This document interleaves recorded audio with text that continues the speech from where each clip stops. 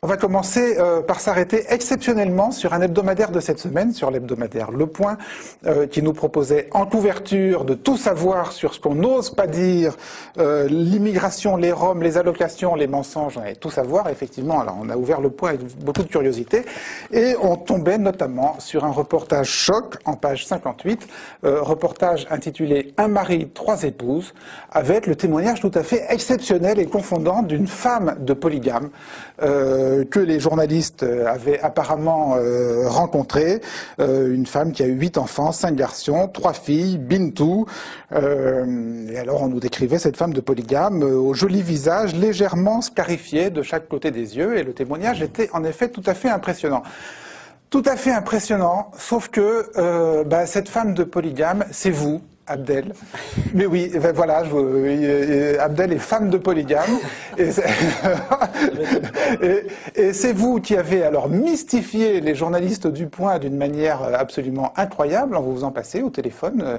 Parce qu'ils ne sont pas venus. Alors vous habitez Clichy-sous-Bois. Voilà. Les journalistes du Point ne sont pas venus vous voir à Clichy-sous-Bois. Ce qu'il faut dire, c'est que tout l'entretien s'est passé au téléphone. C'est passé au téléphone et vous avez joué la femme de polygame. Alors juste comment ça s'est. Voilà, comment vous êtes branché sur cette affaire Il y a une personne qui a contacté le journaliste du Point en lui disant que je pouvais l'aider à trouver cette personne-là, vu que j'avais fait ça au préalable avec beaucoup de journalistes, des vrais journalistes qui venaient, qui cherchaient, qui s'intéressaient, qui interrogeaient, mais en physique. Et cette personne-là m'a contacté au téléphone un vendredi aux alentours de 19h-20h. Vendredi dernier. Donc cette personne-là voulait vraiment avoir cet article-là juste avant samedi pour qu'il puisse l'écrire et le valider. Donc ça m'a donné l'occasion de tester sa fiabilité, de voir si c'était un vrai journaliste ou un imposteur. Excusez-moi. C'est-à-dire, on vous demande, voilà, on vous dit, il y a un journaliste du Point qui cherche une femme de polygame. Est-ce que tu peux la trouver tout de suite ? Voilà, c'est ça qu'on m'a demandé. Au début, on m'a demandé, moi je voulais faire un truc un peu plus grand, en prenant une femme, en demandant à la femme de le piéger et de tout filmer à l'extérieur. Mais comme la personne était tellement pressée qu'on n'avait pas la personne sous la main, donc on a fait ça au téléphone, en système D. Donc vous vous dites, je vais faire la femme de polygame. Je vais faire la femme de polygame avec un petit accent africain et voilà. En racontant, on va dire, c'est lui qui, grosso modo au début il y a eu une présentation basique, mais c'est lui qui m'a tiré vers les sujets en me demandant les problèmes judiciaires des enfants, les échecs scolaires. En gros, c'est qu'il voulait exactement ça. Donc moi, je lui ai donné ce qu'il voulait. D'accord. Et alors, là où vous avez été vraiment particulièrement vicieux, c'est que vous vous êtes filmé. Tout à fait. Vous avez filmé la conversation téléphonique, et donc on va voir un petit extrait. Oui, allô? Ah, vous avez appelé plusieurs reprises, mais ça passait pas, je sais pas, il y avait quoi? D'accord. Bah attendez, je vous la passe tout de suite. Tiens, Bintou, c'est pour toi. Ah, allô, oui, bonjour. C'est gentil d'accepter de me parler, hein. D'accord, non, c'est parce que là, c'est à demander là, pour vous, là, c'est pour ça, quoi. D'accord, c'est gentil. Simplement, j'avais besoin de savoir votre âge. D'accord, bah, c'est 30 ans. 32. C'est 32 ans. 32 ans, d'accord. Et vous avez combien d'enfants? C'est 8. 8 enfants. C'est ça. À quel âge? La plus jeune, c'est Bintou, là. C'est mon petit, là, cette fille, là, s'appelle Awala. Elle a 2 ans. 2 ans. C'est une fille, oui. Oui, c'est ça, là. Elle est plus grand, c'est... Comment? C'est Adama. Et le plus grand, il a quel âge? Il a 14 ans et demi, là. 14 ans et demi, d'accord. C'est ça. Et vous avez combien de filles et de garçons? Comment? Moi, c'est 8 enfants, là. C'est Awa, la petite. Ensuite, il y a Fatou. De filles, là, c'est 3 filles, là. C'est Bintou, là. C'est Awa. Il y a Zamilatou. Et c'est la petite Fatou, là. Et les garçons, là, j'en ai 5. Merci beaucoup. Vous pouvez me repasser, le monsieur? Attends, c'est passé tout de suite, là. Ça, c'est pour toi là. Guillaume? Oui, bon, merci. Bon, alors vous faites très bien la femme de polygame. Vous aviez construit le scénario avant Au début, j'avais préparé la présentation, mais tout le reste, c'était de l'impro. Vous voulez que je finisse l'interview avec l'accent? Allez-y. Quand c'est senti, voilà, c'est préparé le début comme ça, et la suite, là, c'est venu tout de suite, là. Vous savez que vous êtes très fort en impro, hein. Et alors, ce que vous me racontiez juste avant le plateau, c'est que il y a certains détails qui ont même été rajoutés. Voilà, il y a eu déjà la première, la description. La description physique, oui. Bah, j'ai un joli visage et je suis un peu scarifié de part et d'autre des yeux. Ouais. Il y a aussi la rencontre, qui est archi faux. La rencontre avec le journaliste. D'accord, bah oui, par définition. Déjà le titre, un mari, 3 épouses, et ensuite il rajoute des choses.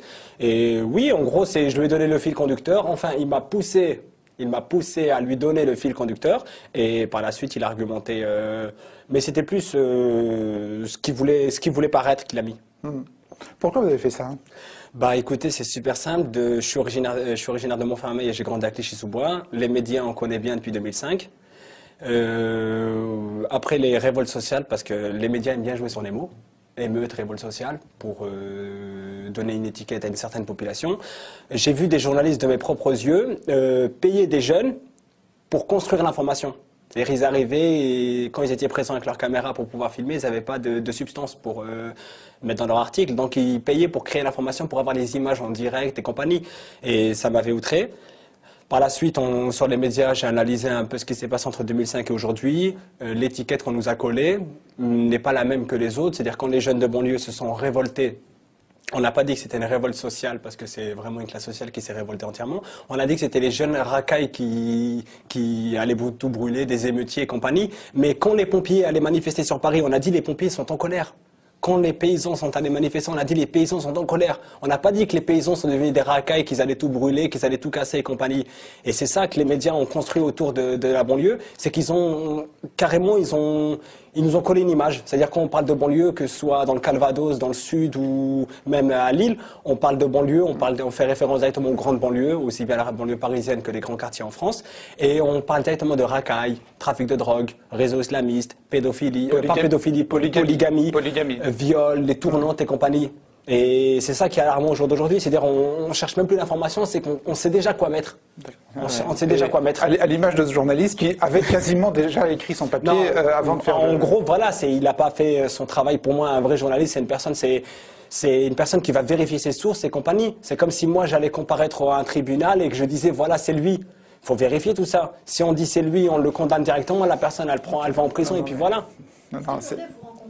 La personne? Alors là, pas du tout. Par la suite, il voulait me rencontrer moi parce que je l'ai eu au téléphone le lendemain où il m'avait interviewé moi en tant que Abdel et non en tant que Bintou. Et il voulait, d'abord, il voulait avoir des informations sur l'association.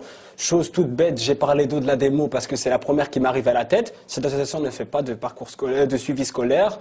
C'est une association qui est là pour défendre des choses. Mais concrètement, il n'a rien vérifié. Voilà, il n'a rien vérifié. Il a fait quelques erreurs déjà ethniques. Dans l'article, il disait que j'étais soniqué, enfin Bintou était soniqué et les autres femmes étaient bambara.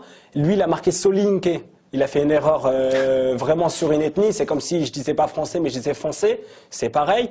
Il a rien vérifié. C'est tout ce que je lui ai pondu, je lui ai attiré une petite carotte et il s'est agrippé dessus et il a tout sorti. Alors je veux dire, c'est absolument édifiant comme aventure journalistique. Dan Israël a appelé ce journaliste du Point, Jean-Michel Descugis, qui est évidemment tombé de sa chaise en apprenant que vous n'étiez pas une femme polygame et qui s'était fait mystifier. Il est absolument confondu et on regardera évidemment avec intérêt les suites que donnera le Point à cette affaire qui est quand même une tromperie journalistique grave. Alors la totalité de votre entretien téléphonique avec lui est sur le site dans un article de Dan Israël. On va vous mettre le lien juste à côté. Ça vous inspire quelque chose, Didier? Je ne peux pas croire que le Point ait pu faire ça, qu'un journaliste du Point ait pu faire ça. Donc je pense qu'il s'agit d'une cacaille mystificatrice. Il faut vite foutre en tôle. Allez. Je suis innocent, j'ai rien fait. On a vu. Bon, vous avez lu l'Express. Ça va être la fête à l'Express après le Point.